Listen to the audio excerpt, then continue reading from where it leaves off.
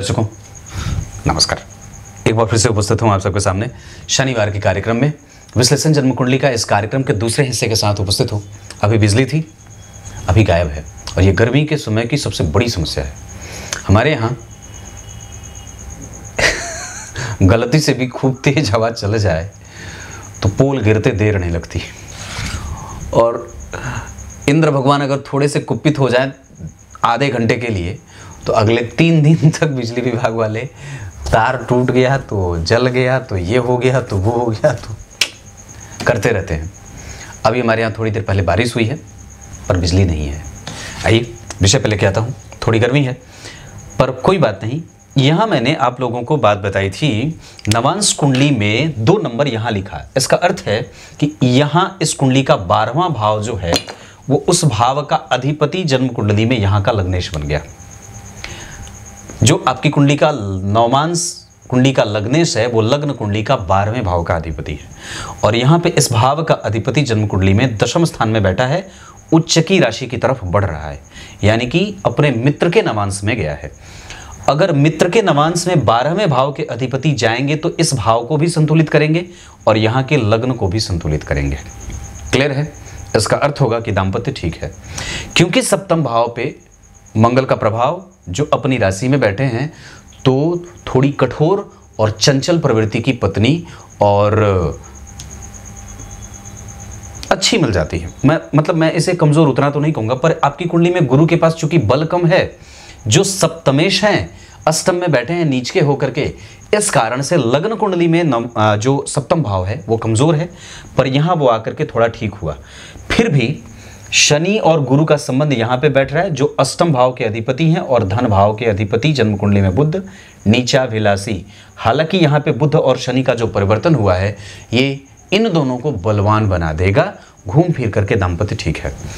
दाम्पत्य कुंडली के नवमांश कुंडली के 3रे भाव में शुभ ग्रह की राशि बनी है, जिसके अधिपति जन्म कुंडली के 10वें स्थान में बैठे हैं, और यहाँ चंद्रमा शुक्र बुध एक साथ बैठ करके सूर्य के साथ जो जन्म कुंडली के सुखेश है, ये ठीक होगा।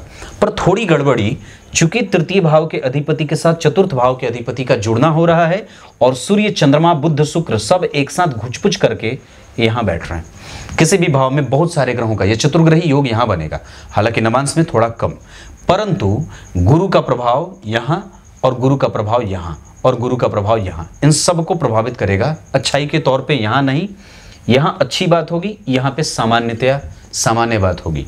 वैसे इस कुंडली के लिए गुरु अच्छे नहीं होते, और शनि के साथ बैठे हैं जो इस कुंडली के लिए सर्वाधिक अच्छे ग्रह के रूप में जाने जाते हैं। मतलब गुरु अष्टमेश होकर के भाग्य भाव और दशम भाव के अधिपति के संग बैठे हैं धन भाव में। गुरु की दृष्टि जन्म कुंडली में सूर्य पे है जो सुख भाव के अधिपति हैं, और सप्तम भाव के अधिपति सप्तम में बैठे हैं। कुल मिलाकर के दाम्पत्य ठीक है, पर फिर भी पत्नी कैसी हैं, उनके जीवन का दर्शन कैसा है, और किसी भी चीज को देखने का नजरिया और दृष्टिकोण कैसा है, ये बहुत मायने रखेगा। दशमांश कुंडली में अगर केंद्र में सूर्य नहीं होते तो कुंडली कमजोर होती, पर वस्तुतः शनि ने इनका नीचभंग किया है। शत्रु ग्रही हैं शनि, जिनका प्रभाव इनकी कुंडली में सप्तम भाव का अधिपति जन्म कुंडली में 3रे भाव में, धन भाव में 12वें भाव के अधिपति बैठे हैं। ये धन संचयन में दिक्कत करेंगे। यहाँ बुध और शुक्र का प्रभाव है, इस वजह से मैं इतनी बात कह सकता हूँ कि व्यक्ति के करियर में उत्थान है और भाग्य का सुख भी है। निस्संदेह व्यक्ति रिकॉग्निशन को प्राप्त करेगा, थोड़ी बहुत नाराजगी के साथ। क्लियर है? इस कुंडली में जो नवांश कुंडली बनी है उसके आधार पे मैं आपसे, और दशमांशा कुंडली के आधार पे, दशमांशा कुंडली का लग्नेश शनि है और राशि का जो दशम भाव का अधिपति है वो शुक्र है, और शुक्र और शनि क्रमशः एक दूसरे से पंचम नवम के संबंध में है।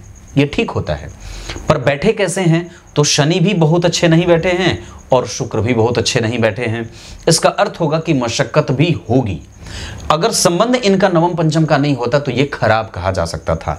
धन भाव में अगर 12वें भाव के अधिपति नहीं बैठे होते तो धन संचयन में दिक्कत नहीं होती। आप बाहर से भी काम कर सकते हैं, विदेशी कंपनी और बाहर की कंपनी से जुड़ करके भी धन आता देखा जा सकता है। 4th स्थान में केतु, व्यग्रता और काम को लेकर के चिंता जाहिर होती रहेगी। सूर्य नीच के राहु के संग बैठे हैं, नीच के होकर के राहु के संग बैठे हैं, इस वजह से कई बार वहां पे गड़बड़ी होगी और व्यापार करने पे दिमाग कई बार जाता रहेगा। इनकी कुंडली में एक ऐसा ग्रह जो जन्म कुंडली में व्यक्ति को ब्रॉड माइंडेड बनाता है या फिर इतनी मजबूत स्थिति में ले जाकर के खड़ा कर देता है जिसके सामने कोई भी टिके नहीं, और इतनी मजबूती हो जाती है कि कोई भी आपसे झगड़ा ना मोल लेना चाहे या आपसे दुश्मनी ना मोल लेना चाहे, वो है दशम स्थान। जन्म कुंडली के सभी भावों में से, केंद्र के सभी भावों में से दशम स्थान सबसे बलवान है, और इसका बलवान होना आपके सामाजिक छवि को बलवान करता है। इस भाव का अधिपति नीच का है। बड़े भाई घर के अधिपति जन्म कुंडली में मंगल नीच के और अस्त हैं। छोटे भाई घर के अधिपति जन्म कुंडली में ये पराक्रम से और मेहनत से धन कमाने को मजबूर करते हैं। मंगल और बुध दोनों अस्त हैं और गुरु जन्म कुंडली में नीच के हैं। इस कारण से इन्होंने लिखा है, मैंने जिंदगी में बहुत स्ट्रगल देखा है, अभी भी स्ट्रगल ही कर रहा हूँ, और मेरा अच्छा समय कब आएगा। गुरु की दशा में थोड़ी बहुत आसानी रहेगी। आपने लिखा है, मेरे जीवन में कुछ प्रॉपर्टी या अच्छी गाड़ी के कब योग है। आपकी कुंडली में चतुर्थ भाव का अधिपति वक्री और अस्त है, थोड़ी मेहनत तो बढ़ानी होगी। आपका दाम्पत्य जीवन आपने लिखा है बिल्कुल जीरो है, और ये बात मैंने यहीं पे कही थी। बहुत अच्छा नहीं, कुल मिलाकर के ठीक ठाक। कुल मिलाकर के ठीक ठाक इसलिए है क्योंकि कम से कम ये भाव यहाँ है। कुल मिलाकर के ठीक ठाक इसलिए है क्योंकि ये शुक्र चंद्र यहाँ बैठे हैं। पर गौर करिए तो यहाँ सूर्य भी तो बैठे हैं, और गौर करिए तो यहाँ पे गुरु के साथ शनि भी तो बैठे हैं। गुरु और शनि जब एक साथ बैठेंगे तो उसको सामान्य बना देंगे। अकेले गुरु होते तो थोड़ा ठीक होता, पर शनि जो बैठे हैं वो जन्म कुंडली में कौन है, दशम भाव के। प्रोफेशनलिज्म करियर में मिल जाता है। इन्होंने लिखा है कि मेरा दाम्पत्य जीवन तो एकदम जीरो ही है। मेरे पिताजी ने जबरदस्ती ही मेरी शादी करा दी थी, और उस समय मैं किसी तरीके से अपने आप को संभाल नहीं पा रहा था, और दरअसल हम दोनों का दाम्पत्य खराब था। गुरु की दशा है। ससुराल से संबंध तो आपकी कुंडली में वैसे भी ठीक नहीं है। सास ससुर के साथ भी संबंध कंफ्यूजन वाले स्टेट में ही दिख रहे हैं। अपने ऊपर भरोसा रखिए, और मैं समझता हूं कि गुरु जिस तत्व की कुंडली में, जिस गुरु तत्व ऐसा है, अगर वो कमजोर हो जाए तो मशक्कत बढ़ाते हैं। आपकी कुंडली में वही हो रहा है। मंदिर का धोना, एकादशी का आरंभ, शुक्ल पक्ष की चतुर्थी पति पत्नी मिलकर के करें। एक मेरे पास कुंडली आई थी उत्तर प्रदेश से, वो दरअसल वो मुसलमान थी। उनके पति दुबई में चले गए थे, वहीं पे उन्होंने विवाह कर लिया था, और एक बच्चा भी उनको यहाँ है। आगरा की कुंडली थी शायद, और वो चले गए थे बाहर, मतलब दुबई, और हालचाल नहीं लेते थे, पैसा भी नहीं भेजते थे, बात भी नहीं होती थी। तो उन्होंने कहा मुझसे, उन्होंने पूछा कि पंडित जी कभी कभी फ़ोन करते हैं 2-4 महीने पे एक बार, जब उन्हें थोड़ी सी मेरी याद आती है या नहीं, क्या मैं उन्हें छोड़ दूं। मैंने कहा छोड़ो मत, अभी दशा खराब है, इस वजह से पति का सुख नहीं मिल रहा है। ठीक उसी तरीके से पीछे आप राहु की दशा को भोगते हैं, अभी गुरु है, नीच का बैठा है, मेहनत करिएगा तो परिणाम देंगे, क्योंकि गुरु देने वाले ग्रह होते हैं और आपसे इन्होंने हमेशा लिया है। सप्तम भाव का अधिपति है, नीच का बैठा है। डेली रूटीन ठीक करिए और गुरुजनों का आशीर्वाद लीजिए। गाय की सेवा, कहा जाता है कि इस धरती माँ को शाप लगा है, इसी वजह से गाय के गोबर से धरती लीपी जाती है, पोती जाती है, ताकि शाप मुक्त हो। आपको गाय की सेवा खूब करनी चाहिए, इससे गुरु तत्व की ठीक होने की स्थिति बढ़ जाएगी। इतनी ही बात कहूँगा।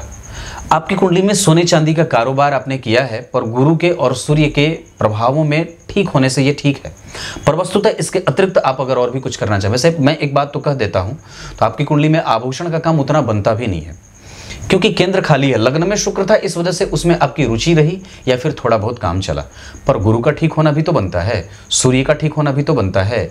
हाँ, शनि अच्छे थे, इस वजह से थोड़ा काम अच्छा चला, और शनि और वस्तुतः गुरु तो कमज़ोर है, इस कारण से अगर हो सके तो इसके अतिरिक्त और भी कुछ काम उसमें जोड़िए।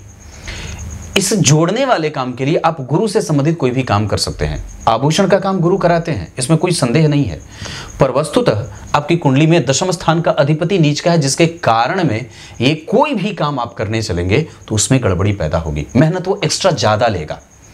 मैंने ऐसा नहीं कहा कि आपकी कुंडली में आभूषण का काम नहीं बनता है, शुक्र लग्न में बैठे हैं, पर वस्तुतः मंगल और बुध यानी कि लग्नेश और लाभेश दोनों अस्त हैं और कमजोर हैं, इस वजह से इस कुंडली को कमजोरी मिल रही है। देने वाला ग्रह मेहनत करने के बाद सुख का अधिपति ये भी है, और इसे भी सुख भाव कहा जाता है क्योंकि ये सुख का पूरक है। तो इस कारण से इस भाव का अधिपति नीच का बैठा है, इस वजह से आपको समस्या हो रही है, गुरु को ठीक करना होगा। और इस कुंडली में अगर आप चाहें तो निश्चित रूप से पुखराज धारण कर सकते हैं मेरे हिसाब से। कुछ लोग इसको कहेंगे कि नहीं ऐसा ठीक नहीं होगा, पर अगर धारण करेंगे तो थोड़ा बल मिल जाएगा।